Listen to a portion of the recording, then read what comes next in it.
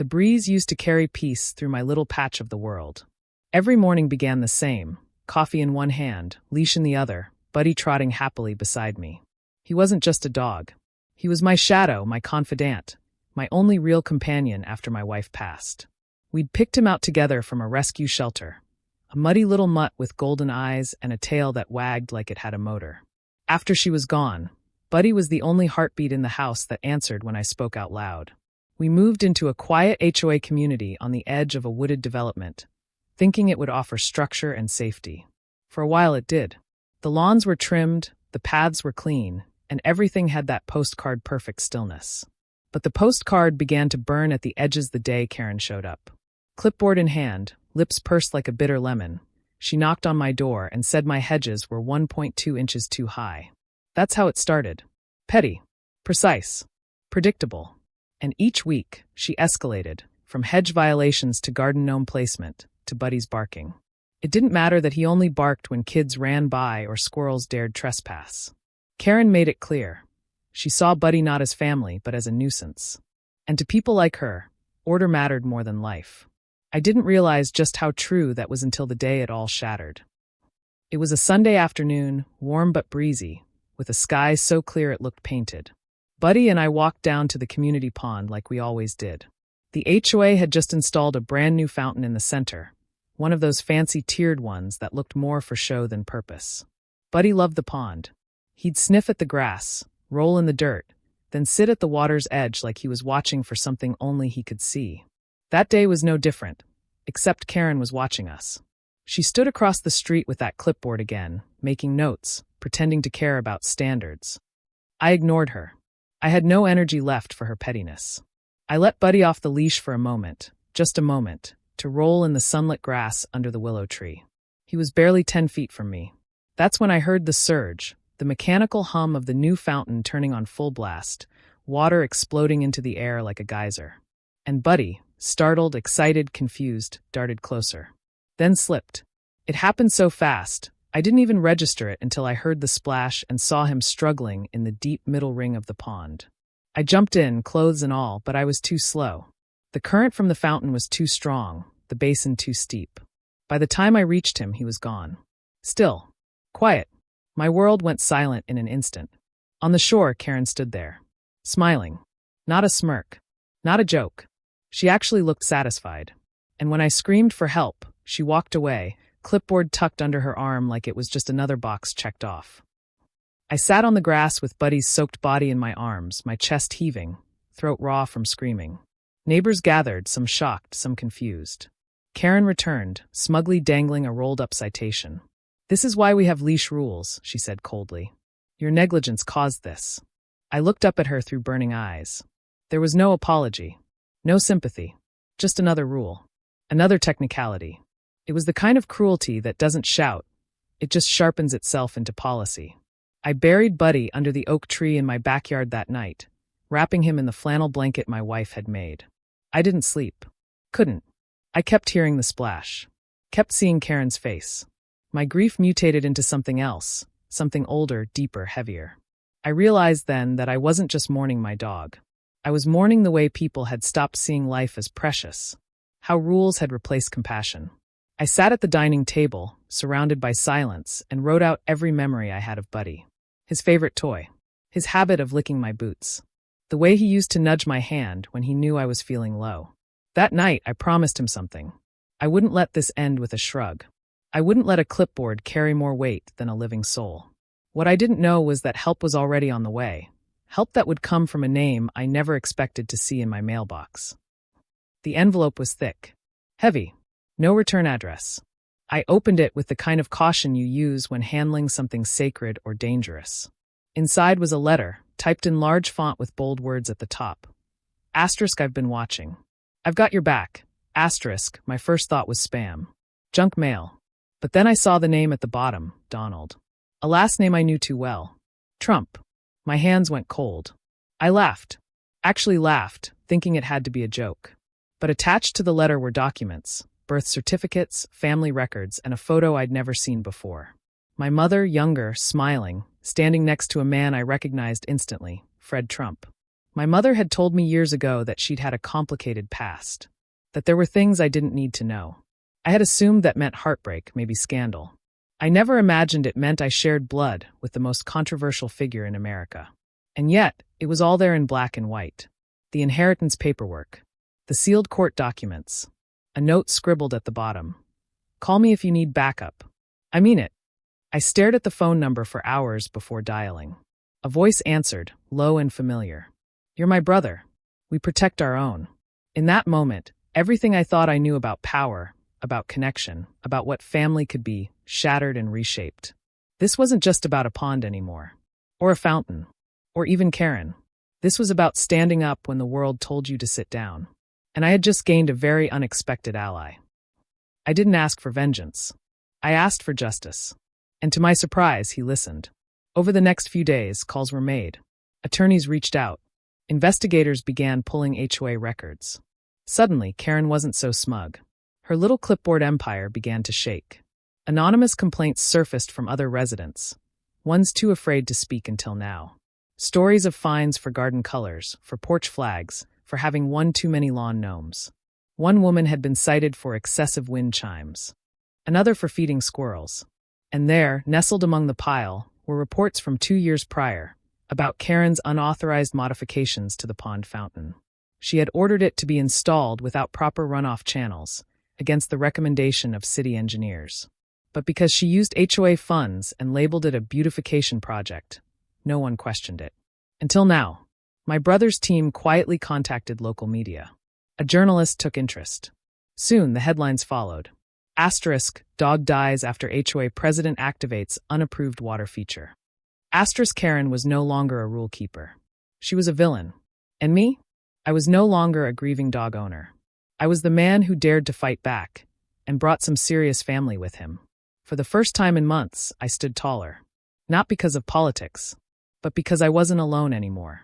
And Buddy, my loyal, muddy, tail-wagging shadow, was finally being honored not with silence, but with a voice loud enough to shake the whole system. I used to think justice was slow, that it crept, clawed, and fumbled its way through red tape and legal jargon until it finally knocked, half apologetically, on the wrongdoer's door. But I was wrong. Justice doesn't have to knock when it walks in with evidence, with backing, with the strength of a truth that's finally had enough. In the weeks that followed my brother's call, I found myself surrounded by quiet power. Attorneys contacted me with precise questions. Did she ever send notices without proper signatures? Were funds approved in a quorum? Did she authorize any construction without permit filings? I didn't know what half of it meant, but I knew one thing. This wasn't about me anymore. This was about everyone Karen had hurt. And I began collecting their stories like seeds, each one bitter but ready to grow into something strong. Mrs. Klein, the 74-year-old next door, tearfully handed me a folder. Dozens of violation letters she'd received for the color of her door, for sitting on her porch in a bathrobe, even for using too many decorative plants. Another neighbor told me how Karen once entered her yard uninvited to inspect for hose leaks. It wasn't just about Buddy. It was a pattern, a sickness, a queen in a little kingdom who forgot that power isn't owed, it's earned. I worked with a private investigator my brother referred, a quiet man named Leonard with silver hair and sharp eyes. Within a week, Leonard had enough surveillance footage, witness statements, and financial inconsistencies to sink a city council campaign. And that's when the walls really started closing in. I didn't plan to go public. I just wanted to honor Buddy. But the pressure reached a point where silence felt like betrayal. Local news picked up the first article and ran a follow-up. Then came the radio stations. Then online platforms. Within a week, my front lawn was filled with camera crews. HOA president killed man's dog, the headlines screamed. Brother of Donald Trump seeks justice for pet death. I never asked to be anyone's symbol. But standing in front of that camera, holding Buddy's collar, I spoke from the place all grief eventually leads to, the hunger to prevent someone else's pain. This isn't about politics, I said. This is about decency. My voice cracked when I described the moment I pulled Buddy's body from the water. The crowd went quiet. Reporters lowered their pens. This wasn't a man playing a game of revenge. This was a man who had lost everything and was finally standing back up. Support began pouring in. Letters, emails, flowers. One woman mailed me a painting of Buddy based on the photos I shared. Another, an HOA board member from a neighboring county, shared how she had resigned after realizing she was being used to bully residents. Buddy's story was no longer just mine. It had become everyone's who had ever been told to sit down, shut up, or obey a rule that never made sense. Karen, on the other hand, was silent. Her lawyer gave statements. Her clipboard disappeared. But the more she hid, the louder the truth echoed. And that truth, finally free, would not be silenced again. They say money talks, but documentation screams. Leonard's investigation uncovered a goldmine. Karen had spent nearly $12,000 of HOA funds on decorative pond improvements, with no contractor receipts and no authorization votes on record. A landscaper confirmed she paid him cash and told him not to worry about the paperwork. The fountain, Buddy's final undoing, had been installed by her nephew, who wasn't licensed, bonded, or insured. She bypassed permits entirely. Then there were the personal expenses disguised as community wellness enhancements. A massage chair ordered to the clubhouse, which never arrived because it was sitting in Karen's own living room. A catered brunch charged to the HOA account, with only 3 attendees, Karen, her sister, and her nail tech. But it wasn't just about money. It was about the lie. The betrayal of people who trusted her to serve, not dominate. Armed with documents, footage, and a growing group of angry residents, I approached the HOA Oversight Committee with a formal complaint. They couldn't look away. Not with the evidence. Not with the spotlight. A third-party audit was launched. Karen was suspended pending investigation. And the moment she was stripped of her title, it felt cold. Not victorious. Not satisfying. Just quiet. Because no matter how many titles they take from her, I'll never get Buddy back. But I didn't do this for revenge. I did it for everyone who had been quietly crushed beneath someone else's false authority. And for every tale that wagged in innocence, only to be silenced by someone who thought a clipboard gave them the right. In the center of the pond, where Buddy took his last breath, now stands a stone fountain. Not Karen's monstrosity, *mine star. Designed with help from the community. Paid for by donations. Installed legally, beautifully, and permanently. It's shaped like an open paw, water cascading gently down its sides, surrounded by native flowers that Buddy used to sniff every morning. At its base is a plaque that reads, * for Buddy. For all the good boys and girls. May they always chase sticks, not rules. * we held a small ceremony the day it opened. Children brought drawings of their pets. Neighbors brought candles. I spoke last. I didn't prepare a speech. I just looked into their faces and said, he was more than a dog. He was the reason I kept going. And when he was gone, I had to decide if I would stay down or stand up for him. People cried. People hugged. A little girl asked if she could leave her tennis ball at the fountain. It's for Buddy, she said, in case he wants to play. And I broke. Right there. Because grief doesn't vanish, it just changes shape. That day, it shaped itself into something beautiful. Something permanent. Not revenge. Remembrance. And in that remembrance, peace returned. Not the kind that avoids conflict, but the kind earned through fire and truth. The neighborhood changed after that. Slowly. Quietly. And in all the right ways. The new HOA president was elected by an open vote. No backroom deals, no whisper campaigns. Transparency became policy. Every expense was posted publicly. Every meeting was recorded. Rules were reviewed and rewritten with community input. One of the first actions? A clause protecting emotional support animals and providing special exceptions for senior residents with pets. I never asked for recognition, but they gave it to me anyway. They named the new community garden after Buddy, Buddy's Grove, and even asked me to help design it. I said yes. Not because I wanted my name on something, but because I wanted to show what happens when ordinary people decide that silence is no longer an option. As for Karen, she sold her house. Quietly. Moved out under cover of night. No ceremony. No goodbye. Just gone.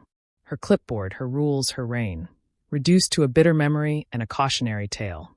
People still whisper her name. But they speak Buddy's louder.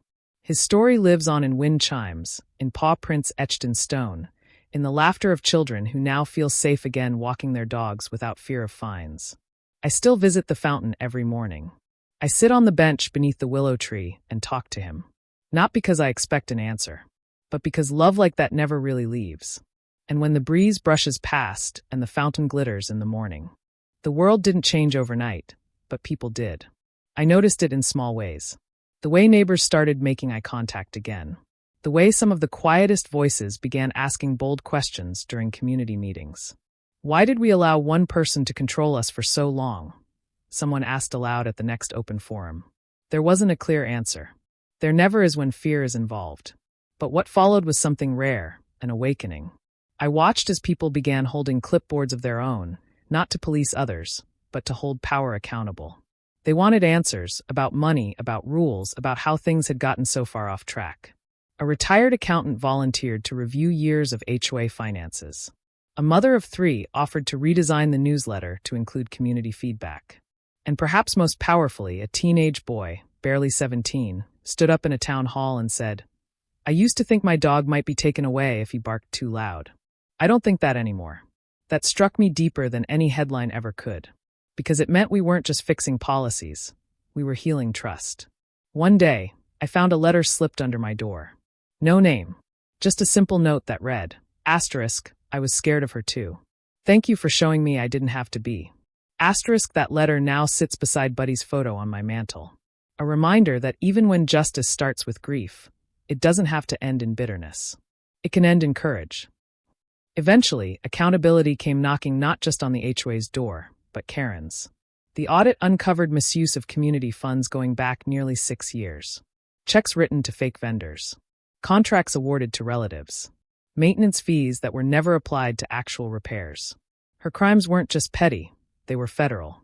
Fraud, embezzlement, misappropriation of funds.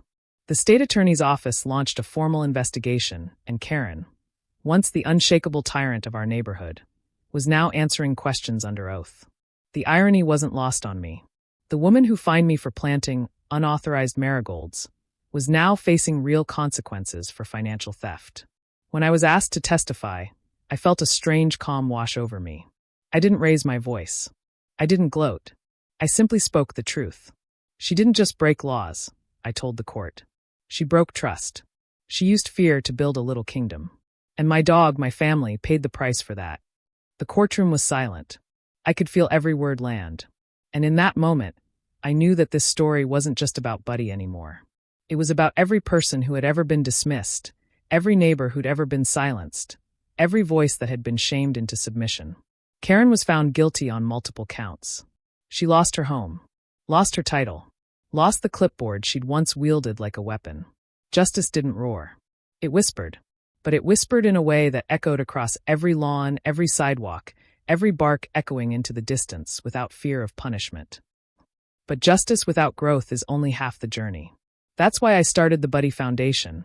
Not a big organization, not some corporate nonprofit, just a quiet little local group dedicated to pet advocacy, HOA reform, and education about animal rights. We hosted monthly dog park meetups, offered free legal seminars for residents dealing with abusive boards, even launched a community grief support group for anyone who'd lost a pet and had nowhere else to turn. I watched people open up in ways I never thought possible. A woman told me she hadn't spoken about her cat's passing in 3 years. A man confessed he felt embarrassed mourning his dog, like it was just a pet. I told him what I had learned the hard way. There's no such thing as just when it comes to love. We even established a small scholarship fund for high school seniors studying animal sciences or law. Anything to promote kindness and courage in the next generation. People asked me why I was doing all this. My answer was always the same. Asterisk, because I don't want what happened to Buddy to happen to anyone else. Ever again. Asterisk, that foundation, built from ashes, became something living. And every time I saw a dog running leash-free, tail high and ears flapping like flags of freedom, I knew we were doing something right. We were building something that outlived pain. Something Buddy would have barked proudly about. And still, the strangest chapter of this story, my brother. Donald and I don't agree on everything. We're different people from different worlds. But he stood by me when it counted. He showed up not with fanfare or cameras, but with resolve. He helped not because it made headlines, but because it was right. Over time, our conversations went from legal strategy to memories. He told me stories about our father, about our mother, about childhood memories that suddenly explained so much. We laughed. We argued. We reconnected. I never imagined I'd say it, but through all the chaos, I gained a brother I never knew I had. We even joked once that Buddy was the one who brought us together. Your dog was a patriot, he laughed. I replied, he just wanted a quiet place to chase squirrels. Sometimes life hands you tragedy with one hand and healing with the other. And if you're strong or maybe just stubborn, you take both. My brother helped make sure Buddy didn't die in vain. That matters. No matter where you stand politically, family is family. And in a strange, unexpected way, this story reminded both of us that sometimes blood shows up when it matters most. Not in the headlines, but in the hard moments. In the courtroom pews. In the 2 a.m. phone calls when the grief hits you like a wave. He was there for me, and I'll never forget that. Years have passed now. The fountain still flows. The flowers still bloom. And every spring, on the anniversary of Buddy's passing, the neighborhood gathers at the pond. Kids bring frisbees. Parents bring folding chairs. Someone always reads a poem. And I sit on the same bench under the willow tree and remember. Not just the pain, not just the fight, but the change. The way a dog's loyalty sparked a movement. The way a bully was brought down not by anger, but by truth. The way a neighborhood, once silent and afraid, found its voice again. I don't grieve anymore, not the way I used to. Buddy's not gone. He's in the wag of every dog's tail that strolls by. He's in the laughter of children free to run. He's in the courage of every person who speaks up when it's easier to stay quiet. That's his legacy. And it's mine too. I didn't set out to be a hero. I set out to walk my dog in peace. But sometimes peace requires a fight. And sometimes family shows up in the strangest ways to help you win it. So if you're listening to this, and you're facing your own Karen, your own loss, your own silent war, don't give up. Stand up. Speak up. Because even the quietest voice can bring down the loudest bully. And even a dog can change the world. Son, I like to think Buddy is still chasing sticks. Still guarding me. And still reminding me that sometimes the smallest lives can leave the biggest mark.